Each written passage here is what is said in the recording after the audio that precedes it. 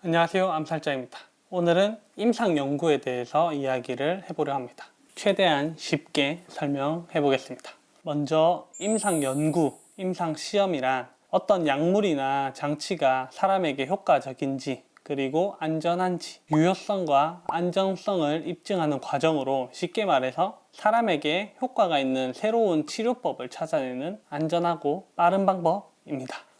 임상 연구는 크게 기존 A암에게만 사용되던 A 항암제를 B암 환자에게도 써보게 하는 그런 연구가 있고, 새로 신약 개발된 C약, 이런 C약의 유효성과 안정성을 확인하는 연구 등이 이루어집니다. 1상, 2상, 3상, 4상은 뭔가요? 임상 시험의 단계라고 볼 수 있겠는데요. 동물이나 세포 대상으로 새로운 암 치료법의 특성과 효과, 위험성 등에 대한 평가를 완료한 후에 해당 치료법이 치료제로 가능성이 있다고 판단되면 제1상 임상시험을 시작합니다. 제1상 임상시험은 안전성에 대한 연구로 이미 안전하다고 확립된 약을 소수의 암 환자를 대상으로 치료하게 됩니다.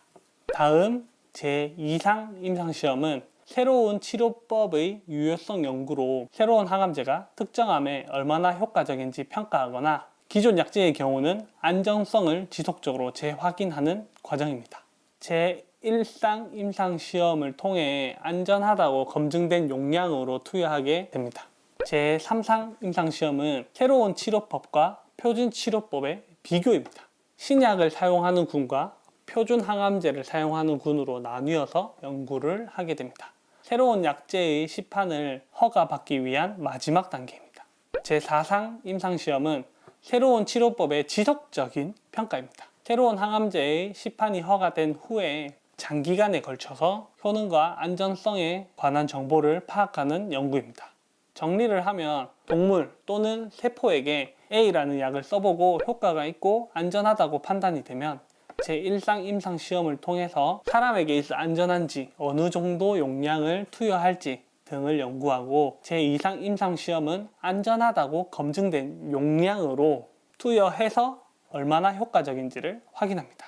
제3상 임상시험은 기존의 표준 치료와 비교했을 때 무엇이 더 우수하고 효과가 있는지를 확인하는 단계입니다.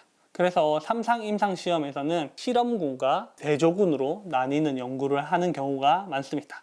실험군은 신약을 사용하고 대조군은 기존의 약을 사용해서 실험군과 대조군을 비교하는 연구입니다. 임상연구 찾아보는 법, 대한항암요법연구회가 있는데요. 이 대한항암요법연구회 사이트에서 임상연구 검색을 통해 확인이 가능합니다. 제가 지금 항암을 하게 된다면 하게 될 임상연구를 한번 찾아보겠습니다. 본인의 암을 검색하거나 임상시험 시 사용되는 약제를 검색하셔도 됩니다. 저는 먼저 요막간암으로 검색을 해보겠습니다. 바로 이렇게 나오게 됩니다. 다르게 제가 만약 임상시험을 한다면 사용하게 될 약제로 검색을 해보겠습니다. 저는 폴피리녹스라는 약을 사용하게 될 예정이라서 폴피리녹스라고 검색해 보겠습니다. 역시 이렇게 바로 나오게 됩니다. 이 외에도 병원명, 교수님 이름 등으로 검색하셔도 됩니다. 이렇게 검색을 하셨으면 연구를 볼 수 있습니다. 제가 만약 항암을 하게 된다면 진행하게 될 연구는 요막간암에서 모디파이드 폴피리녹스의 제2상 임상 연구. 여기서 모디파이드는 수정된, 완화된 이런 뜻인데 기존 췌장암에 쓰이는 폴피리녹스에서 용량을 조금 줄였다는 내용인 것 같습니다. 연구 단계는 2상이고 연구 디자인은 단일군입니다. 여기서 단일군은 실험군, 대조군으로 나뉘는 게 아닌 모든 환자군에게 이 약을 사용해서 유효성 및 안전성을 평가하기 위한 연구입니다. 이렇게 본인의 암, 본인이 참여할 수 있는 임상시험에 대해서 찾아보실 수 있습니다. 용어 설명. 어려운 용어들이 많은데 설명을 해보면 연구 주도에 보면은 회사 주도가 있고 연구자 주도가 있습니다. 회사 주도는 제약사가 주도하는 시험이고 연구자 주도는 의사가 주도하는 시험이라고 보시면 됩니다. 다음으로는 무작위 배정. 무작위 배정은 암 환자 100명을 무작위로 실험군과 대조군으로 나누는 것을 말합니다. 제비뽑기나 사다리 타기, 로또처럼 무작위로 실험군과 대조군으로 나누게 됩니다. 맹검법은 연구자가 누가 실험군인지 누가 대조군인지를 모르게 하는 것인데, 이렇게 하는 이유는 연구자는 본인의 연구가 성공적이길 바랄 수밖에 없습니다. 그래서 실험군의 효과가 더 좋다고 작성할 수도 있고, 실험군의 효과가 더 잘 나오게 노력할 수도 있습니다. 이렇게 편향되는 것을 방지하기 위해서 맹검법을 사용합니다. 단일 맹검법은 대상자는 치료제의 종류를 알 수 없지만 치료를 하는 연구자는 알 수 있고, 이중 맹검법은 대상자도 연구자도 자신의 치료제 종류를 알 수 없습니다.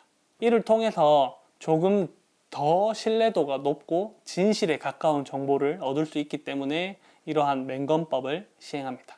임상연구의 추천. 많은 분들이 임상연구를 제안받았는데 어떻게 할까요? 라고 많이 물으시고, 거기에 답변해 주시는 분들이 3상 이상이면 하는 게 좋을 것 같다 라고 답변을 많이 하세요. 제 생각은 오늘 제가 알려드린 방법으로 임상연구를 찾고 병원에서 해당 임상연구에 대한 충분한 설명을 듣고 참여하라고 말씀을 드리고 싶습니다. 임상연구라 해서 마루타 되는 것도 아니고 무조건 신약이 좋고 무조건 임상이 좋은 것도 아니기 때문에 현재 본인의 상황, 환자분의 컨디션, 해당 암종에 나와 있는 항암제 등등을 고려해서 결정하시면 좋을 것 같습니다. 네, 오늘 이렇게 임상시험에 대해 알아봤는데요. 대한항암요법연구회 홈페이지에 가면 자세한 내용들이 많이 정리되어 있고 현재 등록된 임상들도 볼 수 있으니까요. 대한항암요법연구회 홈페이지 가셔서 많은 정보 얻으시면 좋을 것 같습니다. 암 진단을 받고 지금까지 계속 선택을 해야 하는 상황이 많았어요. 수술을 하면 어느 병원에서 할지, 개복으로 할지, 로봇으로 할지, 복강경으로 할지. 그렇게 수술이 끝나니까 이제 또 항암을 하면 무슨 약으로 할지, 어디서 할지, 얼마나 할지 등등 계속 이렇게 선택을 해야 하는 상황에 많이 놓이게 되는 것 같아요. 선택에 정답은 없습니다. 하지만 가장 중요한 것은 선택한 후에 후회하지 않는 것입니다. 임상시험 역시 하기로 했다면 후회하지 않고 임상을 믿으시고, 반대로 임상을 안 하기로 했다고 하더라도 후회하지 않고 기존의 표준 치료를 믿으시면 될 것 같습니다. 최고의 선택은 바로 환자 본인이 하는 선택입니다. 그래야 후회가 없기 때문이죠. 그렇기에 보호자 분들도 그때 어느 병원에서 수술했어야 했는데, 아유 항암을 했어야 했는데, 이런 후회하는 식의 말은 절대 하지 말아 주시길 바랍니다. 그렇게 했을 때 결과를 아무도 모르는 거니까요. 환자의 선택을 존중해 주세요. 오늘 영상은 여기까지입니다. 오늘도 시청해 주셔서 감사합니다.